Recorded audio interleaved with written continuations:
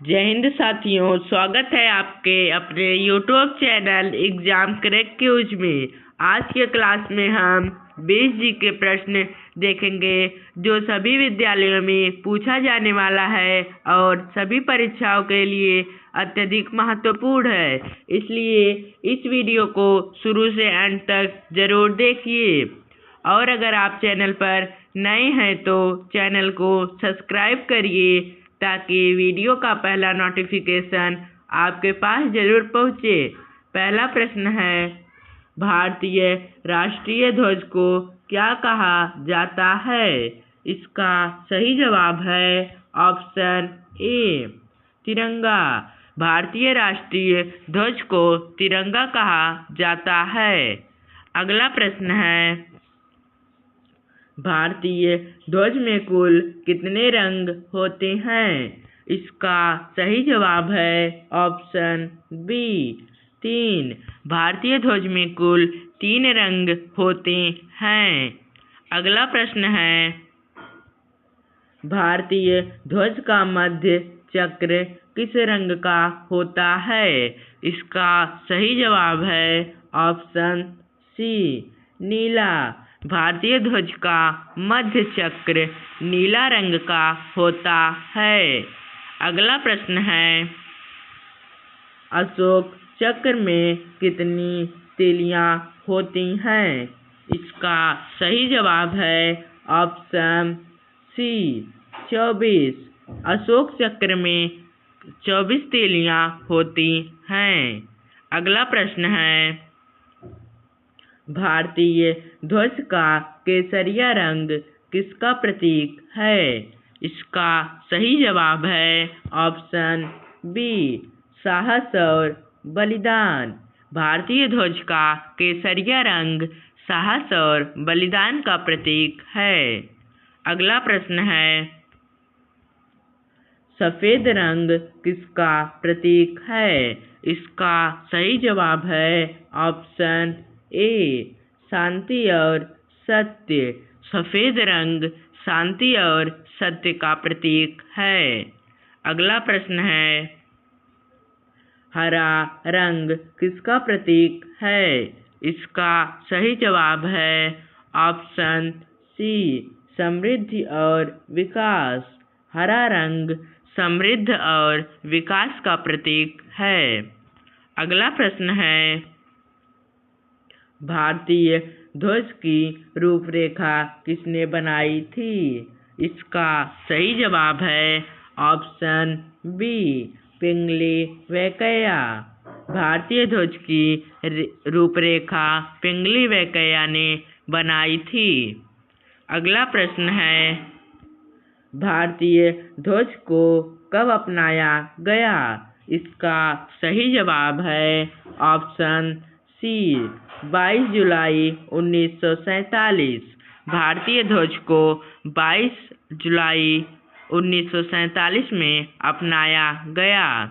अगला प्रश्न है, भारतीय ध्वज का अनुपात क्या है? इसका सही जवाब है ऑप्शन बी, 3:2। भारतीय ध्वज का अनुपात 3:2 है। अगला प्रश्न है, भारतीय ध्वज किस कपड़े से बनाया जाता है? इसका सही जवाब है ऑप्शन सी, खादी। भारतीय ध्वज खादी कपड़े से बनाया जाता है। अगला प्रश्न है, अशोक चक्र किस स्तंभ से लिया गया है?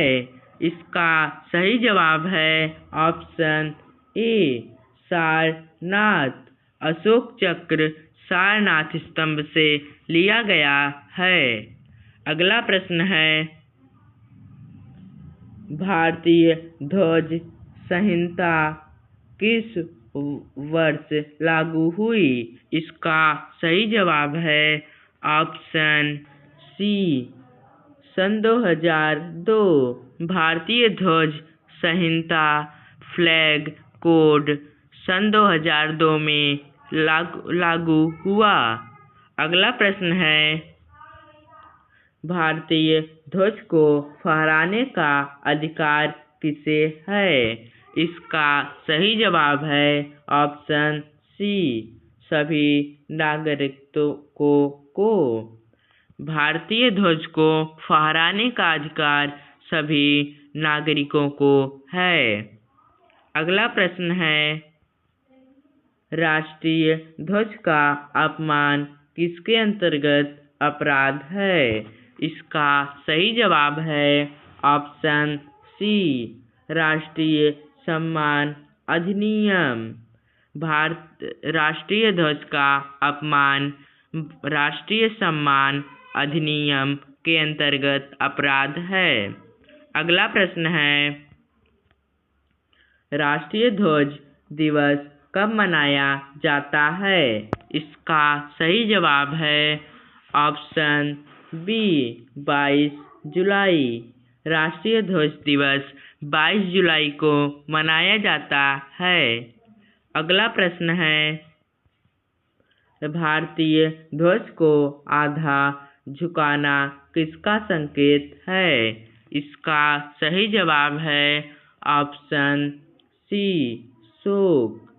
भारतीय ध्वज को आधा झुकाना शोक का संकेत है।